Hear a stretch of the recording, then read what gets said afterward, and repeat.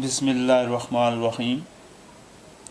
आज हम एक्सरसाइज 1.1 यानी क्लास 10th मैथमेटिक्स का एक्सरसाइज 1.1 है और क्वेश्चन नंबर 5 है। क्वेश्चन नंबर 5 में हमारे पास है the question y plus 3 into y plus a has no linear term, यानी इस क्वेश्चन में हमारे पास कोई लीनियर टर्म्स नहीं है। फाइंड द वैल्यू ऑफ ए, हमने ए की वैल्यू फाइंड करनी है। अब देखें कि हमारे पास ये जो इक्वेशन है इसको सॉल्व करते हैं। सॉल्यूशन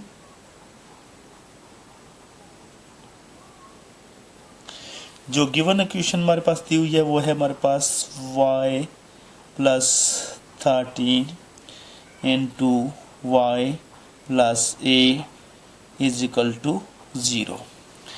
इस इक्वेशन में कह रहा है कि कोई लीनियर टर्म्स नहीं है और आपने फाइंड द वैल्यू ऑफ ए और ए की वैल्यू फाइंड करनी है। इसका मतलब यह है कि जब तक आपके पास लीनियर टर्म्स ना हो आप ए की वैल्यू फाइंड नहीं कर सकते। तो यहाँ पर हमने देख रहे हैं कि ये दोनों ब्रैकेट्स के अंदर हैं और ब्रैकेट्स के दरमियान कोई साइन नहीं है, तो ये और ये आपस में मल्टीप्लाई हो रहे हैं, यानी y को भी इन दोनों से मल्टीप्लाई करेंगे प्लस 13 को भी इन दोनों से मल्टीप्लाई करेंगे। तो आइए इनको मल्टीप्लाई करते हैं, यानी y को भी इस सब से मल्टीप्लाई करेंगे। आप मल्टीप्लाई की सूरत में पहले लिखते हैं y into y plus a plus 13 को भी इससे मल्टीप्लाई करेंगे plus 13 y plus a is equal to 0। अब y को इन दोनों से मल्टीप्लाई करें और 13 को भी इन दोनों से मल्टीप्लाई करें। y को y से मल्टीप्लाई करेंगे तो ये हमारे पास y square plus plus plus y को a से मल्टीप्लाई करेंगे तो ये हमारे पास ए वाई। इसी तरह प्लस 13y को y से मल्टीप्लाई करेंगे प्लस 13 को y से मल्टीप्लाई करेंगे तो 13y प्लस प्लस प्लस और 13 को a से मल्टीप्लाई करेंगे तो 13a इज इक्वल टू 0। अब अगर गौर से देखें तो हमारे पास ए वाई प्लस 13y, यानी इन दो टर्म्स को लिया जाए तो ये हमारे पास लीनियर टर्म्स हैं, जबकि अगर इन दोनों को हम लेते हैं तो ये लीनियर टर्म्स नहीं हैं, क्योंकि इसमें हम ए की वैल्यू फाइंड नहीं कर सकते। इसी तरह हम इन दोनों को लें तो यहाँ ये भी लीनियर टर्म्स नहीं हैं, सिर्फ और सिर्फ ओनली ये दोनों जो टर्म्स हैं ये हमारे पास लीनियर टर्म्स है। तो आप इसको लिख सकते हैं now a y plus 13y is अ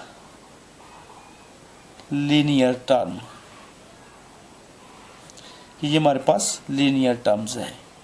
अगर ये हमारे पास लीनियर टर्म्स है तो आप इसको लिखेंगे a y plus 13 is equal to 0।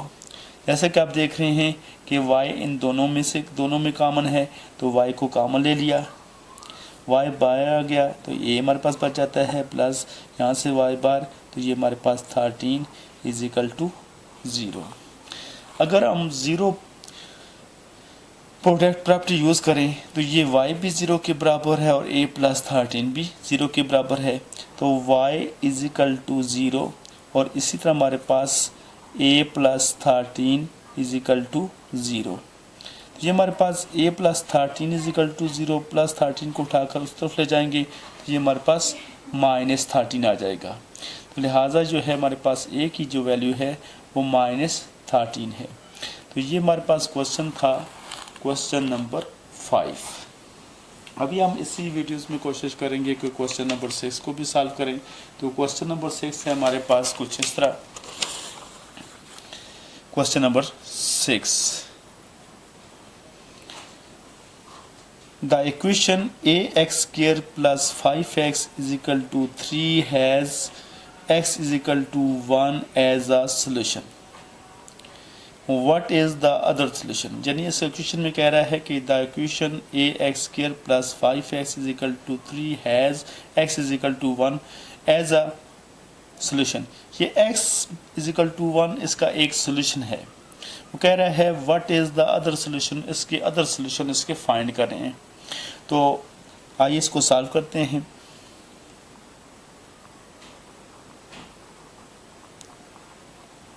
Solution a x square plus 5x is equal to 3। जैसा कि आप देख रहे हैं कि हमारे पास क्वाड्रेटिक इक्वेशन में जो इसका कोफिशिएंट है, एक्स स्क्वायर का जो कोफिशिएंट है वो a है, जबकि x का कोफिशिएंट हमारे पास 3 है। अगर 3 को उठाकर ले आए तो -3, यानी क्वाड्रेटिक इक्वेशन की शेप बन रही है, लेकिन यहाँ हमारे पास एक्स स्क्वायर का जो कोफिशिएंट है वो a है।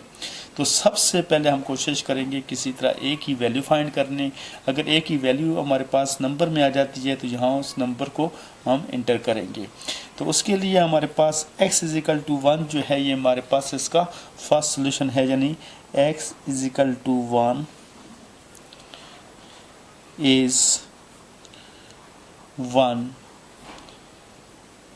of the solution। इनमें से एक सोल्यूशन ये है। अगर x इज इक्वल टू 1, इस 1 को हम इक्वेशन में पुट कर दें, इस इक्वेशन में, यानी यहाँ आपको x नज़र आ रहा है, वहाँ पर हम 1 को पुट करें, तो इस तरह हम a की वैल्यू फाइंड कर सकते हैं।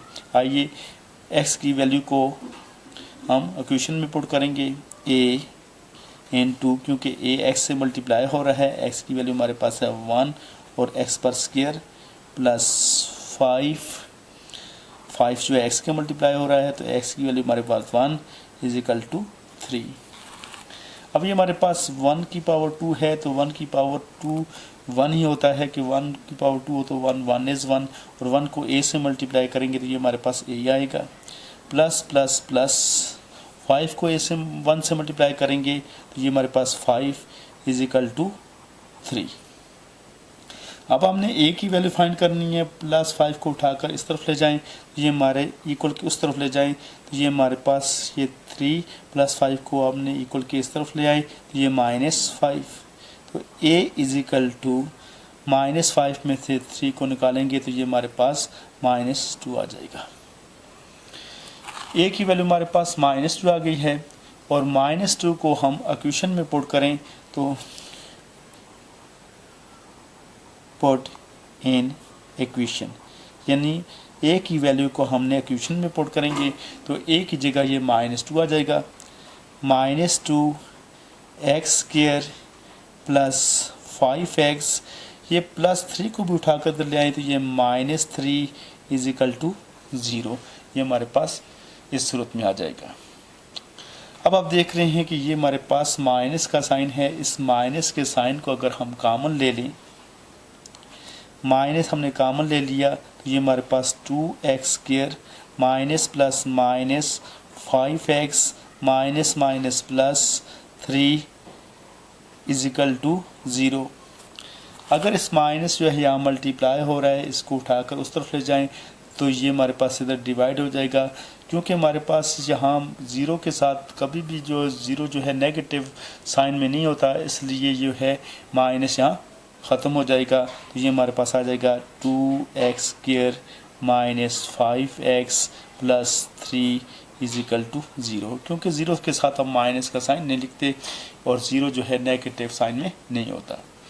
अब हम देख रहे हैं कि यहाँ हमारे पास पहली बात तो यहाँ नंबर है, इस नंबर को इस नंबर से मल्टीप्लाई कर लें तो 2 3 6, तो हमने साइड पर ये रफ पेज पर लिख दिया जी 6। अब यहाँ भी माइनस का साइन है, यहाँ माइनस का साइन है, यहाँ प्लस का साइन है, तो मिड टर्म को ब्रेक करेंगे तो दोनों नंबर माइनस के बनेंगे, और 6 पर टेबल जाता है 2 3 6, यानी 3 के साथ भी माइनस का साइन और 2 के साथ भी माइनस का साइन। तो यानी ये पता होना चाहिए कि यहाँ माइनस है, यहाँ प्लस है, तो जब इसकी मिड टर्म को ब्रेक करेंगे तो उसके बाद उनके साथ कौन से साइन आएंगे, तो यहाँ माइनस है, यहाँ प्लस है, तो जब मिड टर्म को ब्रेक करेंगे तो दोनों पार्ट के साथ माइनस आएगा। तो वो दोनों पार्ट कैसे पता चलेंगे, इस 6 से कि 6 पर टेबल जाता है 3 2 6, तो दोनों के साथ अगर माइनस लगाएं तो -3 और -2 -5 आते हैं, और इन दोनों को मल्टीप्लाई करें तो +6 भी आता है। तो ये दोनों पार्ट हमारे पास हैं, यानी 2x square minus 3x minus 2x plus 3 is equal to 0। क्योंकि फैक्टराइजेशन जो है हमने पहले क्वेश्चन में अच्छे तरीके से बताई है। अगर 9 के चैप्टर में भी, जब 9 का कोर्स हम पढ़ा रहे थे, तो उसमें भी आपको अच्छे तरीके से ये मिड टर्म को ब्रेक करना आपको सिखाया है। अगर आप मिड टर्म को यहाँ ब्रेक नहीं कर सकते तो कंप्लीटिंग स्क्वायर कर सकते हैं। अगर कंप्लीटिंग स्क्वायर भी आपसे नहीं हो रहा तो क्वाड्रेटिक फार्मूला यूज़ कर सकते हैं, तो आपका क्वेश्चन सॉल्व हो जाएगा।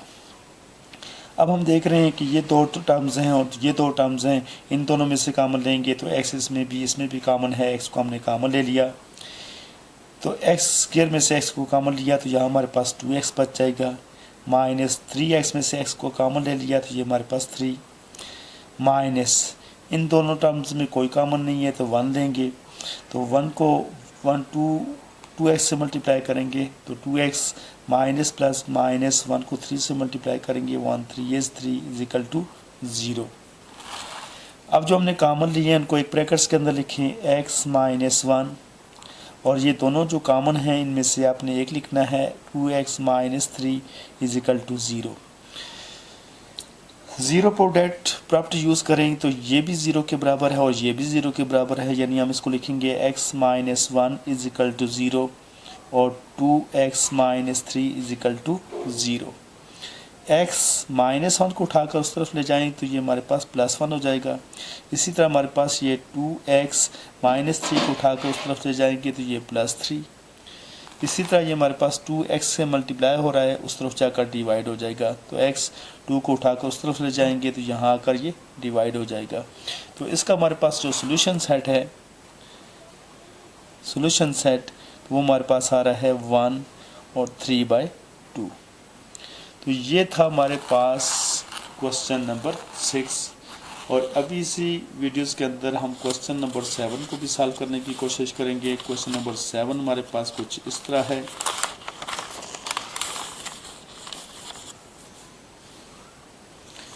Question number 7, what is the positive difference of roots of x square minus 7x plus 9। यानी इस इक्वेशन का हमने पॉजिटिव रूट्स फाइंड करने हैं। तो ये हमारे पास सॉल्यूशन, आइए इसको सॉल्व करते हैं। सॉल्यूशन गिवन इक्वेशन है हमारे पास x square minus 7x plus 9 is equal to 0। अगर इसको हम देखें तो फैक्टराइजेशन यानी मिड टर्म को ब्रेक करके इसको सॉल्व करना मुश्किल है, क्योंकि इसके फैक्टर नहीं बनेंगे।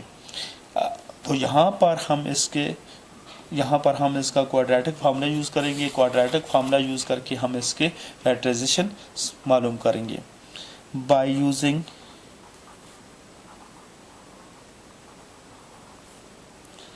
Quadratic formula.